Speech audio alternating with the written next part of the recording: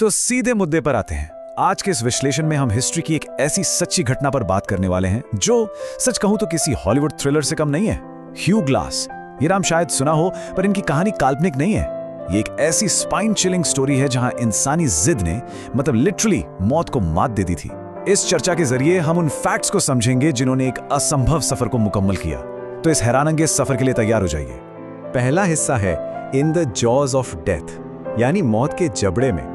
यहीं से शुरू होती है असंभव की शुरुआत। देखिए, हम इस कहानी की शुरुआत आराम से नहीं कर रहे हैं, हम सीधे मौत के मुंह में एंट्री ले रहे हैं। जरा इस हालत की कल्पना कीजिए, एक ऐसी स्थिति जहां बचने की लिटरली कोई उम्मीद ना बची हो। एक आदमी जिसका शरीर बुरी तरह से फट चुका है, हड्डियां टूट चुकी हैं, पेट में अनाज का एक दाना तक नहीं है, और सबसे भयानक बात, उसको अकेला छोड़ दिया गया है।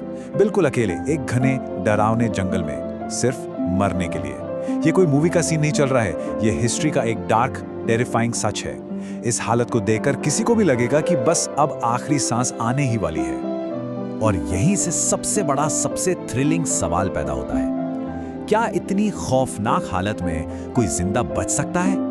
जब शरीर का एक एक हिस्सा साथ छोड़ चुका हो, मदद की कोई उम्मीद ना हो, तो क्या एक इंसान वापस लौट सकता है? इस सवाल को दिमाग में रखना बहुत जरूरी है, क्योंकि आगे जो सच सामने आने वाला है ना, वो किसी भी आम इंसान की सोच और समझ से बिल्कुल परे है। आगे बढ़ते हैं हमारे अगले हिस्से की तरफ, द डेंजरस विल्डरनेस ऑफ 1823। खतरनाक जंगल और बिल्कुल अनजान रास्ते। अब इस रियलिटी को ठीक से समझने के लिए ना समय में थोड़ा पीछे चलना पड़ेगा। हम बात कर रहे हैं साल 1823 की, जब हंटर और एक्सप्लोरर ह्यू ग्लास अमेरिका के बिल्कुल अनजान, बेहद खतरनाक जंगलों में सफर कर रहे थे। जरा सोचिए, एक तरफ 1823 का खौफनाक विल्डरनेस है और दूसरी तरफ रियलिटी। ना कोई सड़कें हैं, ना कोई अस्पताल, और अगर कोई मुसीबत आ भी गई तो कोई रेस्क्यू टीम हेलीकॉप्टर से बचाने नहीं आने वाली। आज के दौर में तो छोटी सी चोट लगने पर भी तुरंत बैंडेड मिल जाता है, इलाज हो जाता है। लेकिन इस निर्दयी जंगल में यहां एक छोटी सी गलती का सीधा सा मतलब था मौत, पक्की मौत।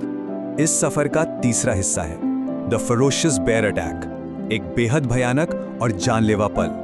तो कहानी आती है अपने सबसे बड़े टर्निंग पॉइंट पर। एक दिन जब ह्यू ग्लास अकेले ही जंगल में आगे की स्काउटिंग कर रहे थे, तब अचानक सामना हुआ एक विशालकाय ग्रिजली बेयर से। और विश्वास कीजिए, ये कोई आम झड़प नहीं थी। ये हमला इतना फेरोशियसली ब्रूटल था कि ग्लास की पसलियां पूरी तरह से चूर-चूर हो गईं। पीठ और गर्दन के छिथड़े उड़ गए। हालत एकदम ब्रेथलेस थी। ये शख्स बहुत मुश्किल से बस अपनी सांसें ले पा रहा था। सिर्फ एक सेकंड के अंदर एक बेहद फुर्तीला एक्सप्लोरर मौत के कगार पर लाकर फेंक दिया गया था। और यहां से शुरू होता है चौथा हिस्सा, द बिट्रेयल ऑफ कॉमरेड्स। अपने ही साथियों का एक गहरा विश्वासघात। लेकिन किसी सच्चे सर्वाइवल थ्रिलर की तरह यहां सबसे बड़ा आघात शारीरिक नहीं था, बल्कि मानसिक था। उनके साथियों ने यह पूरी तरह मान लिया कि ग्लास अब बस कुछ ही घंटों के मेहमान हैं। उसके बाद क्या हुआ? जंगल और आदिवासियों के डर से बचे हुए साथियों पर पैनिक हावी हो गया। डर इस हद तक बढ़ चुका था कि उन्होंने एक बेहद खौफनाक फैसला किया। उन्होंने एक जिंदा, सांस लेते हुए इंसान का सारा सामान, सारे हथियार चुरा लिए और उन्हें वही जंगल में अकेला मरने के लिए छोड़कर भाग गए, बिना किसी डिफेंस के, किसी मरे हुए इंसान की तरह। ये जो विश्वासघात था ना, वो सच कहूं तो उस भालू के हमले से भी ज्यादा गहरा घाव दे गया। कहानी का पांचवा हिस्सा, द इम्पॉसिबल 300 km जर्नी, एक असंभव रेंकने की शुरुआत।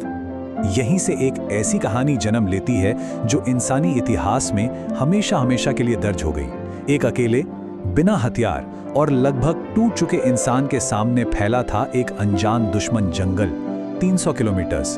कृपया इसे बस एक नंबर या एक आंकड़ा मत समझिए। एक पूरी तरह से फिट इंसान के लिए भी इस जंगल में इतना चलना नामुमकिन जैसा था।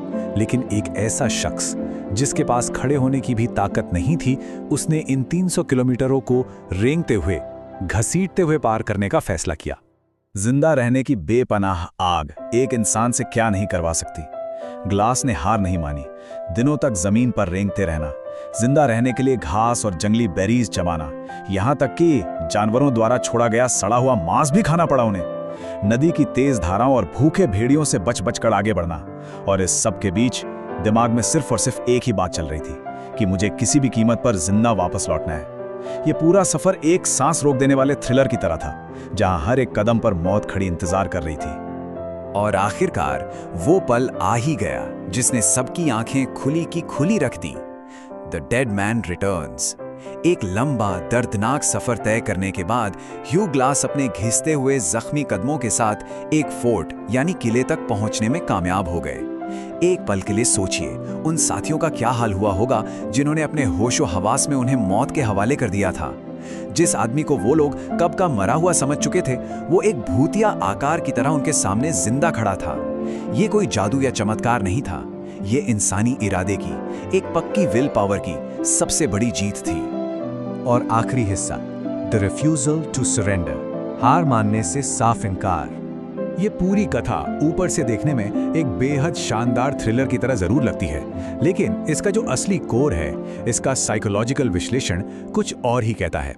ये एक डीप ट्रूथ को दर्शाती है कि एक टूटे हुए शरीर और एक टूटी हुई आत्मा में जमीन आसमान का फर्क होता है। Circumstances do not defeat a person, giving up does। यानी हालात कभी किसी इंसान को नहीं हराते, हार मान लेना इंसान को हराता है। ह्यू ग्लास की यह कहानी याद दिलाती है कि जब हालात बिल्कुल लिटरली आपके खिलाफ हों, तब भी इंसान के पास आगे बढ़ने का विकल्प होता है। एक टूटा हुआ इंसान अगर इतने भयानक जंगल से जिंदा लौट सकता है, तो इससे बड़ा प्रूफ और क्या हो सकता है। ये कहानी सोचने पर मजबूर करती है कि हमारे अंदर भी ना हार मानने की वो कौन सी क्षमता छिपी हुई है जिसे हमने अब तक नहीं पहचाना। जरा सोचिए इस बारे में। और इसी विचार के साथ इस चर्चा को हम यहीं विराम देते हैं।